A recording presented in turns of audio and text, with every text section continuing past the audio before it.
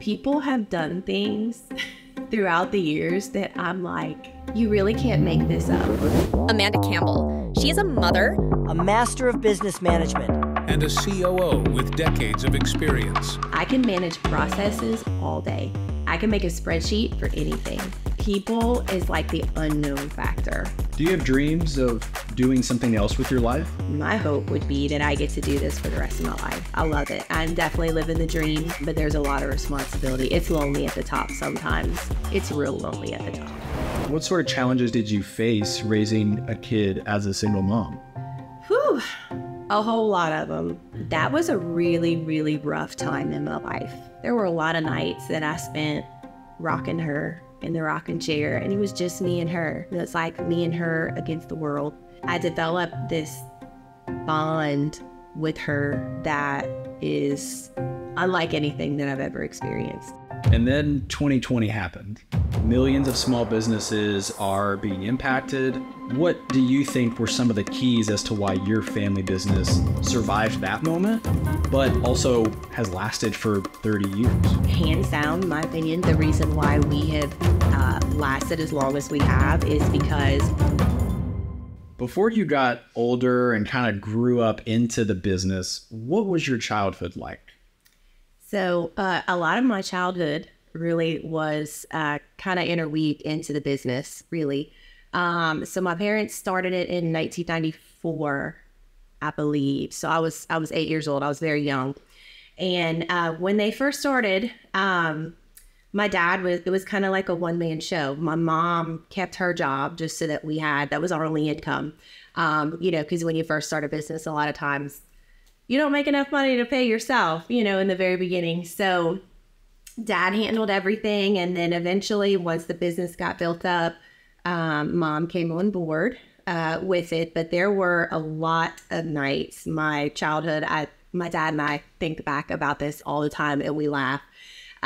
So many times I spent many nights sleeping on the backseat of my dad's truck. So we actually had, what he started the family business as was a record storage company. And then it kind of moved into medical couriers. The hospital said like, hey, since you're already here bringing these records, whenever you come, would you mind stopping at this place and picking this up? We need to borrow this med from this hospital. Can you bring it to us when you come? And dad was like, sure. So it kind of evolved into the courier service. And that's the main thing that I run today. But in the beginning, my dad was the only one. So when they started to get busier, there were some times when, middle of the night, there might be multiple calls and mom might have to go one way and dad went the other way. And I would always want to go ride with my dad, even if it was late. And he would let me, and we would always stop at Checkers and get French fries. And they tore down that Checkers. I'm so sad. It's Kevin's Seafood now. But we used to always stop at that Checkers and he would give me French fries every night.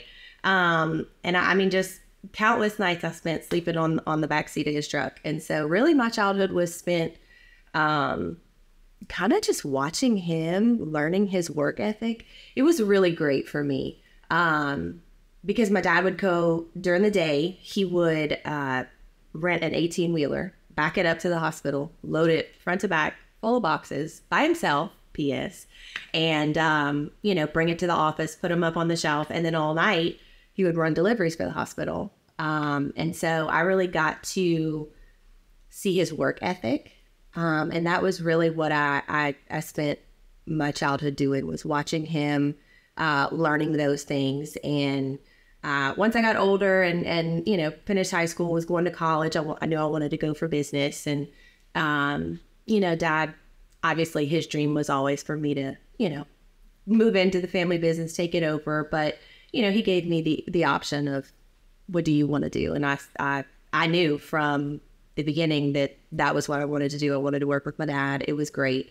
It was a lot. There was a lot of times when, it's busy, especially with a family-owned business. You are the only one there. So there were some times we would go to eat and we would just sit down and dad would get a call and he had to leave, So it was definitely, there's sacrifices that you make, but definitely benefits as well, I would say. My work ethic today is 100% because I got to watch my dad growing up, and I wouldn't trade that for anything.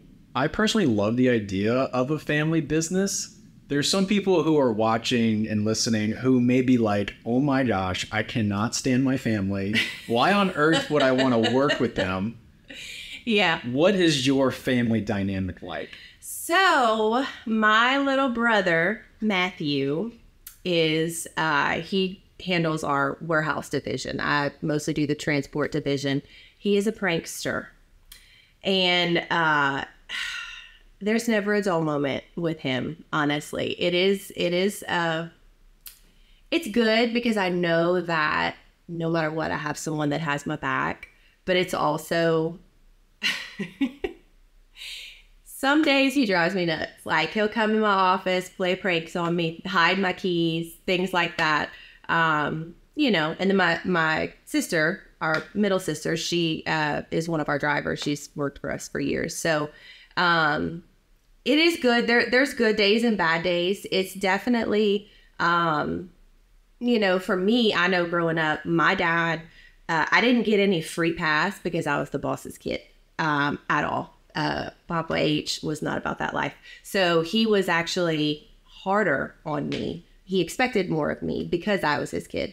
And so I think that dynamic is definitely, an interesting one for sure. And it's hard sometimes because when you work for a family business and you go home, it kind of carries over into that. It's not like, oh, I had a rough day at work, whatever, this person made me mad. When you go home and eat dinner and the person that made you mad is sitting across the dinner table from you, then, that's kind of a different thing. But all in all, it really is great. I love working with my family. I love the flexibility that comes along with it, the support that comes along with it, the camaraderie, even sometimes the the headache that could come along with it. It is great. It really is. You mentioned some of those things and they sound like positives. Mm-hmm. Everyone knows that like family and business, they have their ups and downs, right? What are some of those other positives of being a part of a family business?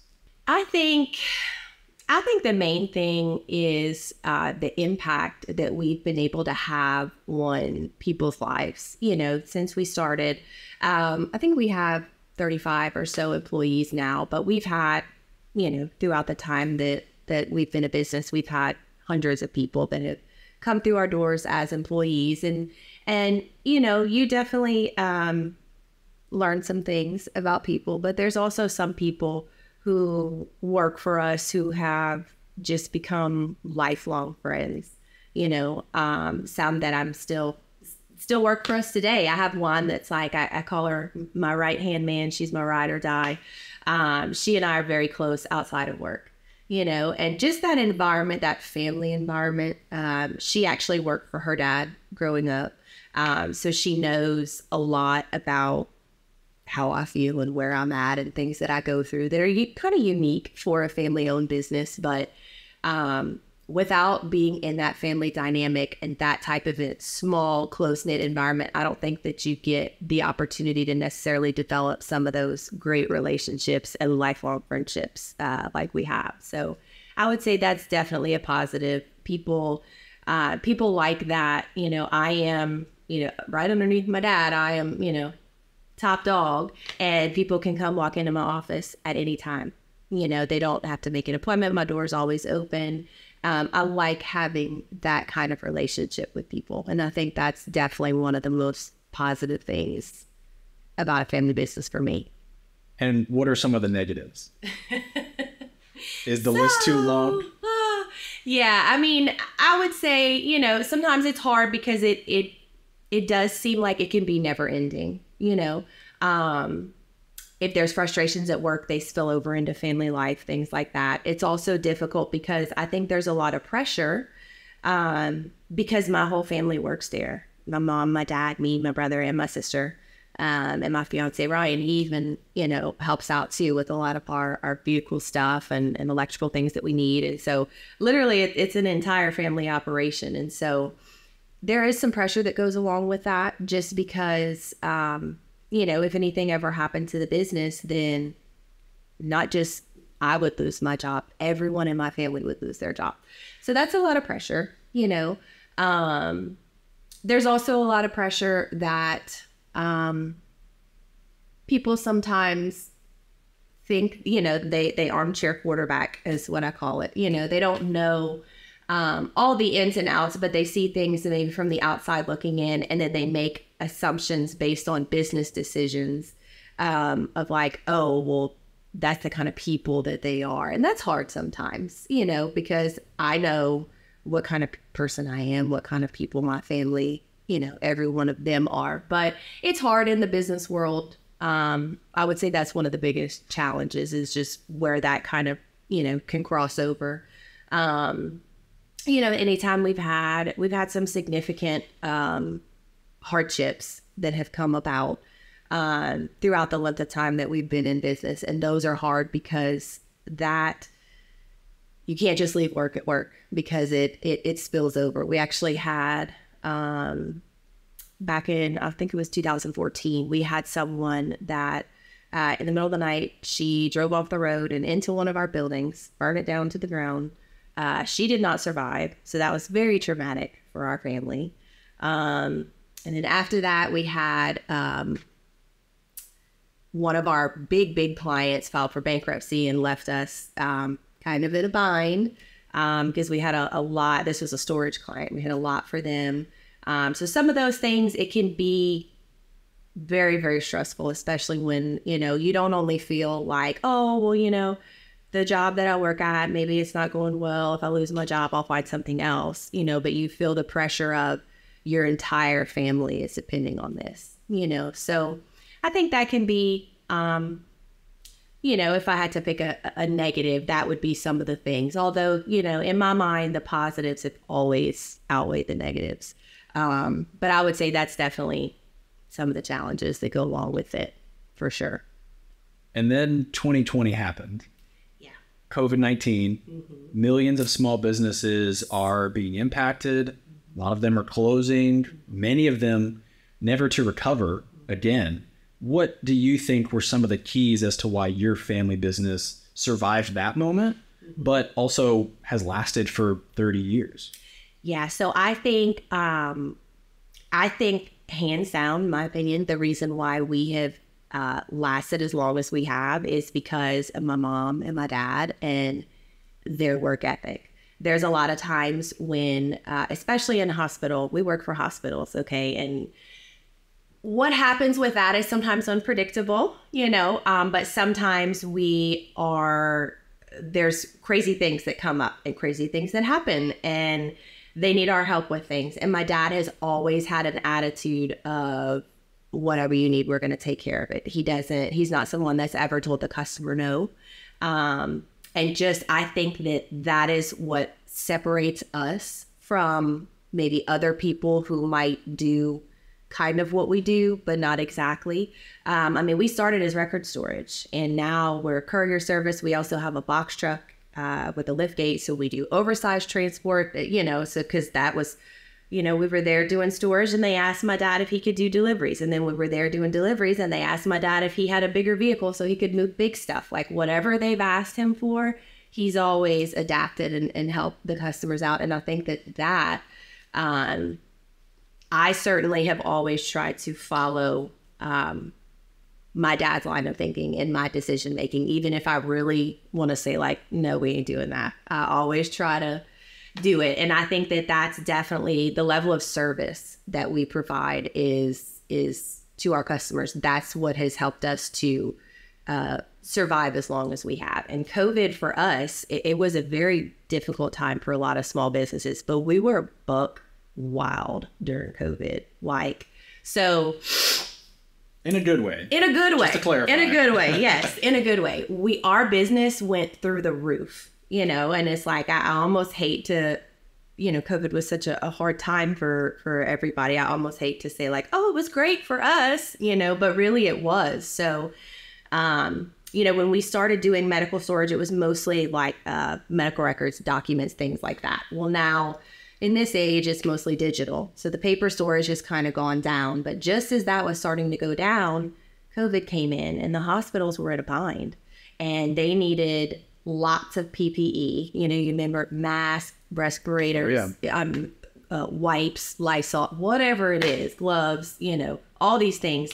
They couldn't get them. And so we were positioned in a place to be perfect to help our customers. And we stored pallets and pallets and pallets and pallets of PPE supplies and equipment for the hospital. And we were able to help them out, which was great. We even had one time that was really kind of just like a scary shock of reality was the National Guard came and dropped off like in their big military trucks, you know.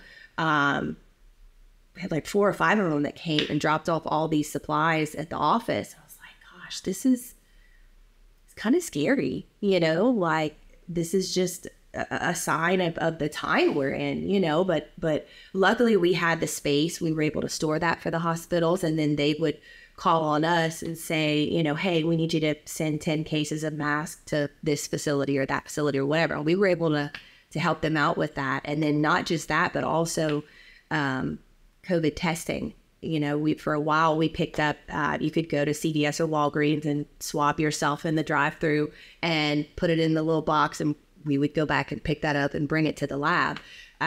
So there was just so many different things with COVID that our business just erupted during that time. And so we were so thankful, you know, anybody that worked in the medical field probably during COVID, you know, their business just bloomed. But we were so thankful that we didn't have to lay anyone off during that time. Matter of fact, we hired extra help during that time. So we were, you know, we were thankful that we were in a position to be able to help out at the time that they really needed it the most.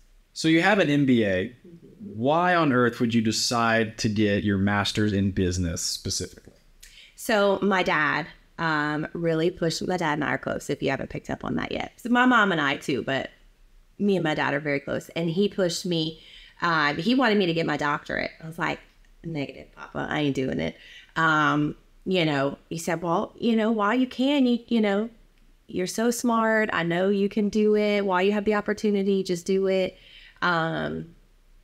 So my dad definitely pushed me to do that. I love school. I was a nerd all my life growing up. And so dad was really the one that pushed me to do that. Once I knew that I wanted to take over the family business, you know, my dad, my first job over there, besides riding with him at night, was he used to make me sweep the warehouse when the broom was taller than me and empty the trash. And he would put that red god-awful floor sweep stuff all over, and I would have to sweep that up. And I really started from the ground up. He did not hand me anything. And in terms of education as well, I think that was important to him because he, you know, he wanted me to have the family business, but he also wanted me to have not only the working side of it, but also the education side of it. And so I would say Papa H and Queenie Bell, my mom, they were really the driving force behind that.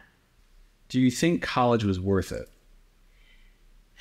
Financially, time-wise, energy? So I would say, so my undergraduate, so again, I was a nerd. So my undergraduate, I actually got paid to go to college. I had enough scholarships that had paid for my schooling and my books and school supplies and parking and everything. And then I usually, some semesters, I even had extra on top of that. So it was definitely worth it in terms of that, you know, because why not? It's free schooling. For my master's, there weren't any scholarships available for that, but my parents did pay for my schooling. So for me, yes, financially, it was great. I didn't have to pay for it. You know, I mean, I think they've definitely reaped the benefit of it. But I would say, yes, there's definitely, especially in the master's program, there's things that you can't learn in a classroom setting. And there's things that you can't learn unless you're in real life. And I think a lot of the things that I've learned, mostly about people, because that's the hardest part of my job, to be honest, is I can manage processes all day. I can make a spreadsheet for anything. People is like the unknown factor. So, I am the COO, but I do everything. I do, you know, some HR. I do all the hiring. all the things. And so I would definitely say that I think you need a little bit of both real world experience, but also college experience for me. I really love the master's program at UL. And I think that there was a lot of things that I learned that I definitely took with me. But I think you definitely still need that real world experience, because nothing can prepare you for that other than just living it, real life. From all those years taking classes, you went back for your master's, so you had even more schooling on top of just like what a normal college student would have. What's one takeaway that you got from college? I think there was a lot. There was some professors that I had that were really great, that taught me a lot of things that I've still taken with me, to this day. A lot of, especially the master's program. So I got engaged right before I started my master's program, and I wanted to get married after I graduated. So I pushed myself to try to hurry up and get it done in, a year and a half, 2 years. And I got it done, but I definitely learned, how to manage my time, especially some of these, one of master's course I took in the winter intersession. So it was only like, I think 6 or 8 weeks long, and it was horrible. It was 8 hours a day for like 4 days a week. It was god awful, but that definitely taught me how to, prioritize my time, be more organized, things like that. So I think there's definitely good takeaways from that. You get to kind of, the kind of capstone class for the master's program was this big group project that you have to do. And I think that was really good, because that kind of helps you to get prepared for the real world and working with different people, different personalities, all those different things. So, I think it definitely, the master's program is no joke, and it teaches you to have your stuff together quick. What would you say to someone who is maybe working towards going to business school or working on their master's program right now? I would say keep after it. It's hard and you might want to quit, but don't quit, because I promise you, if you quit, as hard as I thought school was when I was in school, now that I'm in real life, I'm like, oh my gosh, life was so easy when I was in school, and I would say just keep after it. You'll get there. It seems like you might never finish, but you will eventually finish, and just stay with it as long as you have the opportunity. That's something that the good thing is, once you have it, no one can ever take that away from you. And you'll have it wherever you go, So my encouragement would be stick with it. Don't quit. Finish if at all possible. You'll get there one day. I promise. I think most college students, they do their first year. They maybe get to their second year before they've had a moment of crisis. Yeah. I would say a majority of freshmen have that moment of crisis pretty early. Yeah. Did you ever have a moment of crisis, or did you know that this is what the trajectory of your life was going to be? Yeah, so I never changed my major. I knew I was going to be in business from day one. So I never really had a moment of crisis in terms of my major or anything like that. The only moment of crisis that I had was while I was getting my master's. So when you start, you have to kind of plan out your schedule for the entire year and a half or 2 years, however long you're going. Because some of the classes, well, every class, they're offered 1 day a week for 3 hours, or at least they were back 13 years ago when I was getting my master's. It's been a long time. But they're only offered 1 day a week. And so you have to make sure that you don't get to the end and you need 2 classes that are only offered on Monday at 3 o'clock at the same time. So I made my schedule, and then one of the classes, something happened, the professor left, whatever, they changed the time.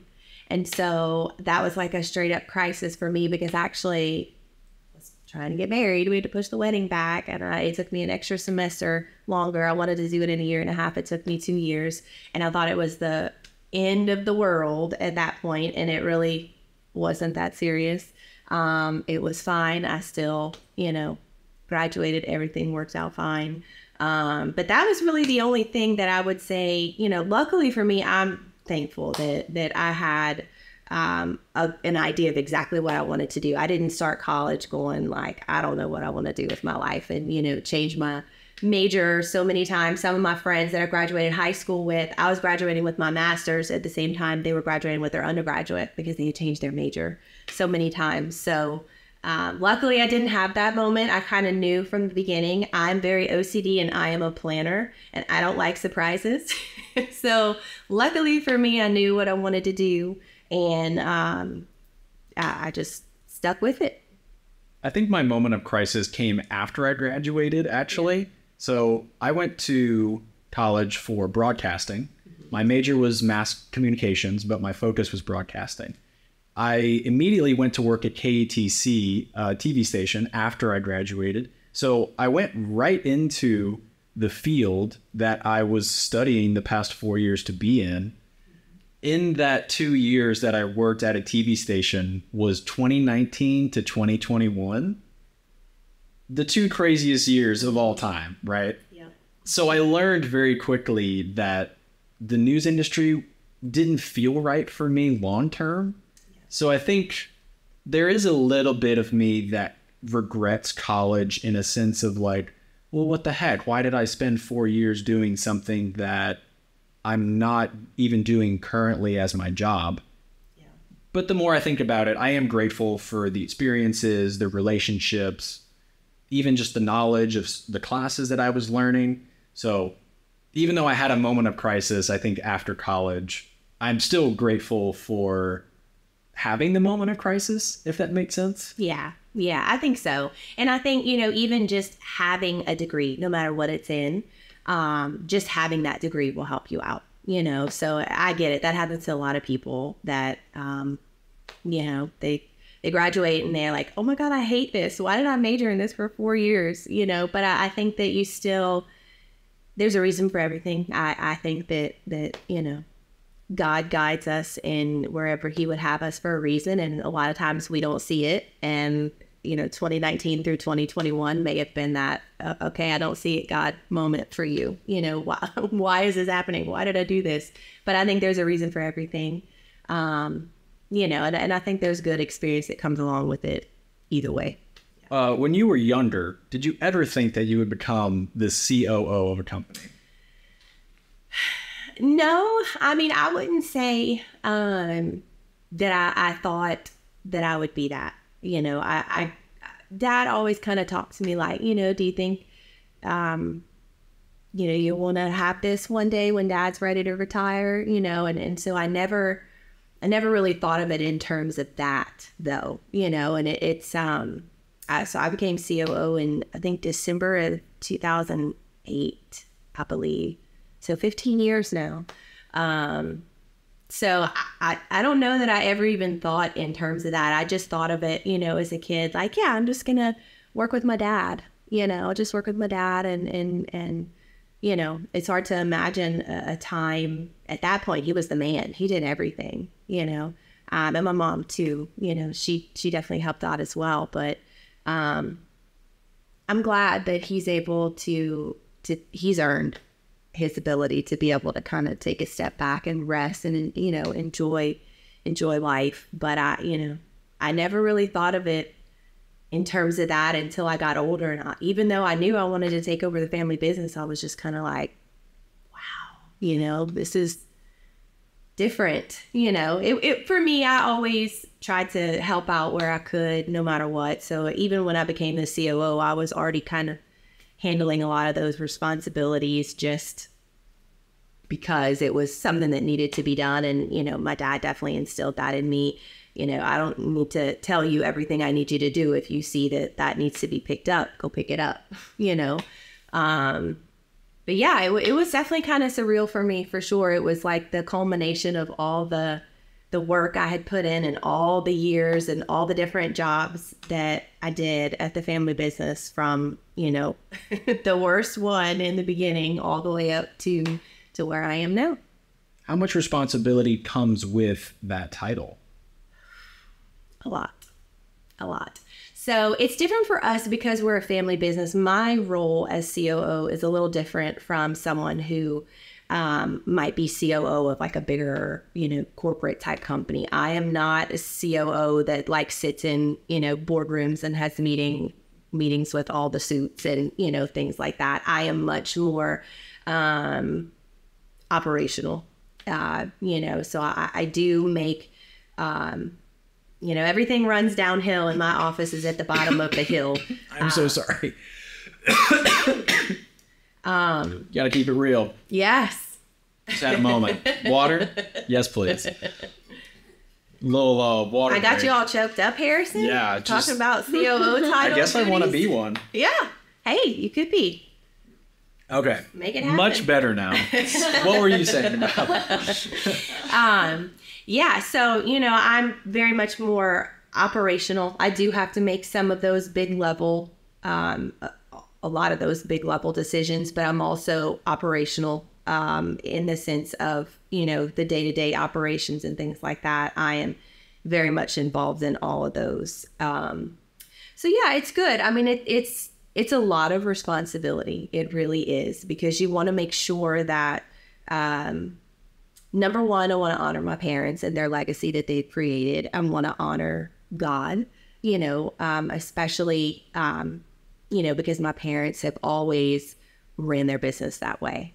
Faith-based, and it's hard sometimes because people sometimes are just terrible, honestly.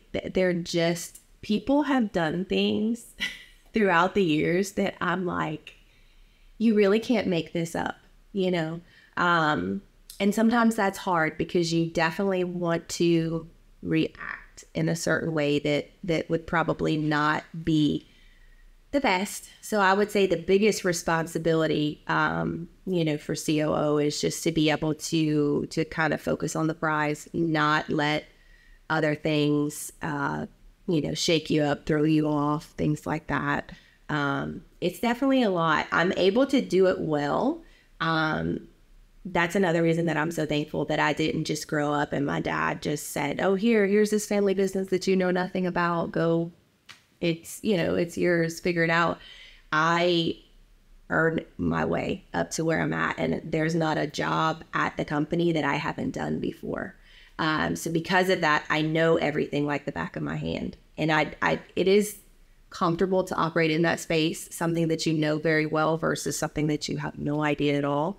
So I think that's good, but there's still a lot of responsibility and decision making and trying to decide, what's the best course of action? What should we do here? What do I do? Most of those decisions are in terms of people, honestly. Like I said, processes, I know the business well enough to know, decisions in terms of processes. I can make those decisions on the fly without even thinking about it. Yesterday we had 5 drivers out. We have a lot of people out with the flu. And so I know all the routes in my head. Like, we do 600 pickups a day. I know them in my head. I know who does what. I can tell you right now, send this person to get that, send that one to get this, put this one on that. I can do that without even thinking about it. That's easy. The difficult responsibilities are, I think, all in terms of decisions where people are concerned. That's the unknown factor that sometimes can be stressful. It's a good thing. It really is. And I'm so thankful for my role that I have, but there's a lot of responsibility. It's lonely at the top sometimes. It's real lonely at the top. Can anyone be a COO, or do you think it takes a certain kind of person? I mean, I think anyone can do anything that they really put their mind to, but if you don't put your mind to it and really invest yourself, then no. I would say not everyone could do it, just because there's sometimes people who at work are kind of, like busybodies. They want to know everything about everybody else. And I'd say, you really don't. You think you want to know this, but you don't, because the more you know about people, then sometimes you have to remember, oh, well, now that I know that about her, I don't really like her, but I still have to work with her. So sometimes the more things you know, the harder it is. So, if you're not someone who can kind of put things in boxes, mental spaces, and focus on getting the job done, not let other things kind of fluster you, then being in high level management may not be for you. But hey, look, I think anybody can do anything that they set their mind to, for sure. But it definitely takes a special kind of person to take on, you got to be a glutton for punishment to take on a high level management position, because it is a lot of responsibility, a lot on your shoulders.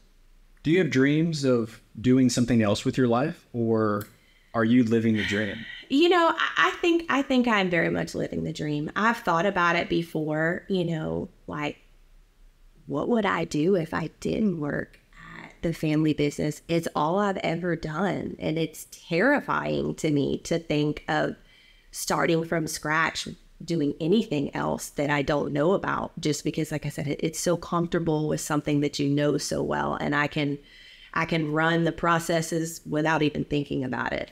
I hope, my hope would be that I get to do this for the rest of my life. I love it. I'm definitely living the dream.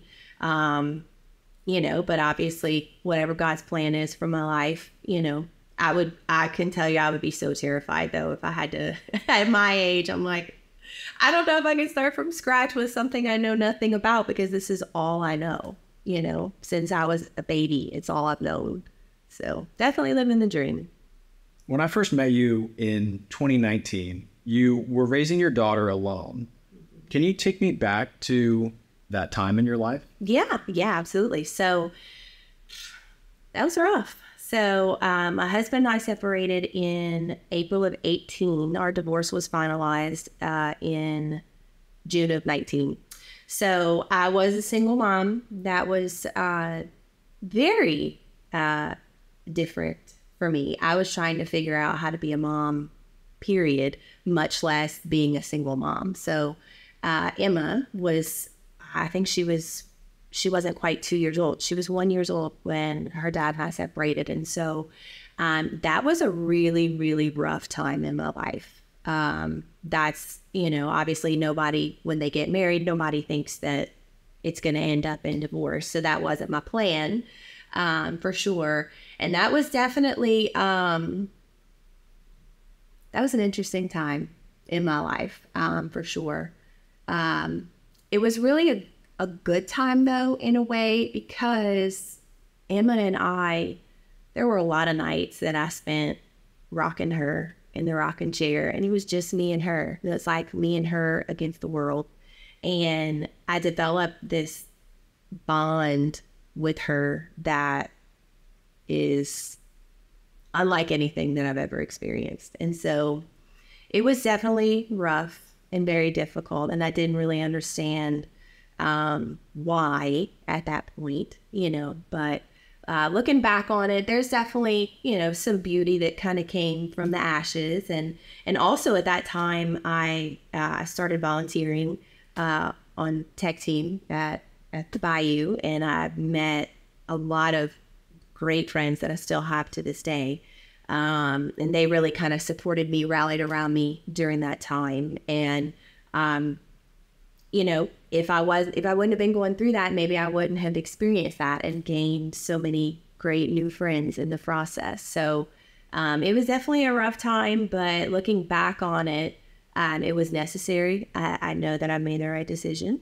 And, a lot of good things have come from what I originally thought was a devastating blow. What sort of challenges did you face raising a kid as a single mom? Whew, a whole lot of them.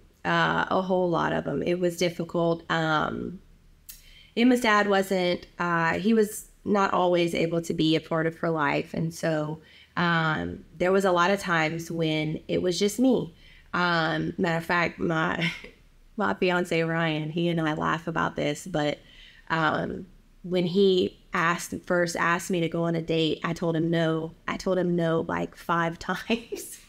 So, some of those challenges were like, he asked me if I wanted to go to dinner, and I was like, look, I'm a single mom and I don't like to leave her with a babysitter. So, dinner doesn't really work for me. Sorry. And he's like, well, how about lunch?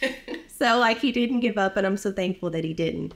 But there was a lot of challenges. I felt a lot of guilt, because she was so young, and I didn't want her to feel like mom wasn't there for her in those times. And so definitely in my personal life, I just focused on work and her, and that was it. And there were definitely a lot of challenges. And then, anything that I needed to do, no matter what it was, wherever I wanted to go, Emma came with me. And there were a lot of times that, it would have been really fun to be able to leave him at home with dad or leave him at home with a babysitter while me and dad went somewhere or whatever. But I didn't do that. It was me and Emma in my diaper bag with all her commotion in it, drug it all over wherever we were going. And that was definitely challenging for me. I was the only one there to take care of her. So you're like on call 24/7, 365, and there's never a break. So it was definitely challenging, but I experienced a lot of personal growth in that time as well. How much of your life has changed since then? Poof. A whole lot of it. A whole lot of it. So many things are different. A lot of things have changed in a good way. Ryan, my fiance, he is so great with Emma, and I'm so thankful for the position that he has in her life. He loves her just like his own. And so it's been great to watch that, because I thought from my perspective, once my divorce was finalized, I like, nobody's going to be with me unless they love Emma like their own. And if they can't do that, then I'm just going to be alone. I'm just going to have Emma. And then when she moves out, I'll just be the dog lady, me and a bunch of dogs or whatever.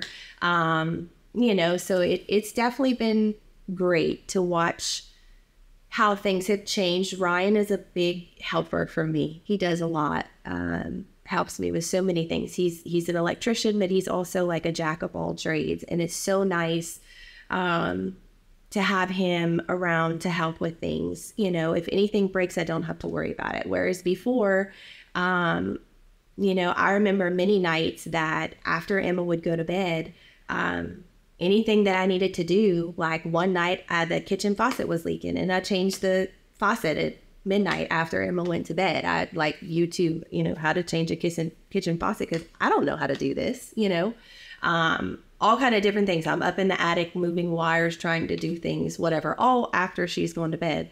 And now it's so nice because Ryan takes care of all those things for me. So it's really great to have him.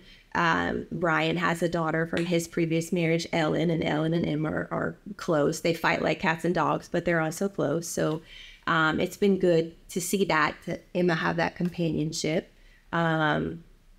Work is pretty much still the same, but as it's always been. But in my personal life, I think things are a lot different since that time, and in a good way. I have a lot more friends to share life with, and it's been good. I have a very big support system. So we go to the same church, and I love seeing you around your mom. Mm-hmm. You guys have, I can tell that you guys have such a unique relationship. How strong is the relationship with your mom? Real strong. Real strong. So my mom is just like a Mother Teresa incarnate, She and I have always been so close, and she, I really admire her. So my mom's mom passed away before I was born. My mom was 25, and especially since I had Emma, she's been so helpful for me when I did not have a clue what I was doing. And if anything happened, I pick up the phone, and before I can say 5 words, I'm on my way. She's always there. And I don't know what I would have done without her. And that makes me realize what she did without her mom. She has 3 children. I'm like, wow, what an incredible, strong woman that she is, that she did all of this, by herself with no mom. And so she's always been so supportive of me, even Back in my younger days when I was very headstrong and very much probably not the most pleasant daughter in the world to raise by any stretch, but she's always been so supportive of me in everything, no matter what it was. And she's definitely, she and I are very close, and her and Emma are so close too. And I love it. I just love seeing that relationship. And her heart is, she's, it's so funny. Years ago, we would ask Mom, Mom, what would you do if you ever hit the Powerball, won the lottery? What would you do? And she gave the same answer every time without hesitation. I would open up a soup kitchen and feed hungry people. And then now she volunteers at the Hub on Tuesday night. So she's like living her best life, with that. She just loves to do that. But that's who she is through and through. Just the gift of hospitality, taking care of people. That's who she is. That's who she's always been. I'm a lot more like my dad in some ways, but I try to be like her because she's just so gentle and so sweet. And she's really great. I mean, everybody calls her Queenie Belle because she's just like, she's the queen. She's the queen, right? She is the queen, little Southern belle, and she's beautiful and great, and she's the perfect mom. As I've gotten older, I've definitely learned to appreciate what my mom has done for me. Because when you're a kid and you're receiving love, you're receiving gifts and support, it's easy for it to go unnoticed, or you don't really realize the intentionality behind the love. And as I've gotten older, I've realized just how much my mom has sacrificed for me and how much she loves me. So we have a very strong relationship as well. There may be someone listening to this that they don't have that. They don't have a strong relationship. Maybe their relationship with their mom is on the rocks, or they just don't know how to support their mom. How can people appreciate their moms better? So I would say, you only get one mama. So love her with all you got, I would say definitely for me, one of the biggest, I always was close with my mom and appreciated her. But after I had Emma, that just made me realize how much she did that I didn't even realize, what she had done and all the sacrifices that she made. And so, I would say just God can change your heart. Sometimes it's very, very hard to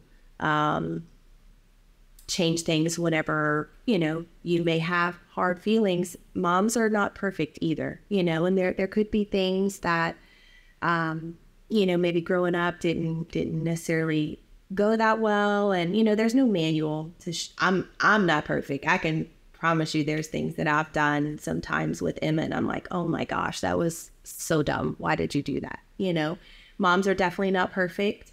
But I would say there's nothing that could replace the close relationship and bond that you have with your mom.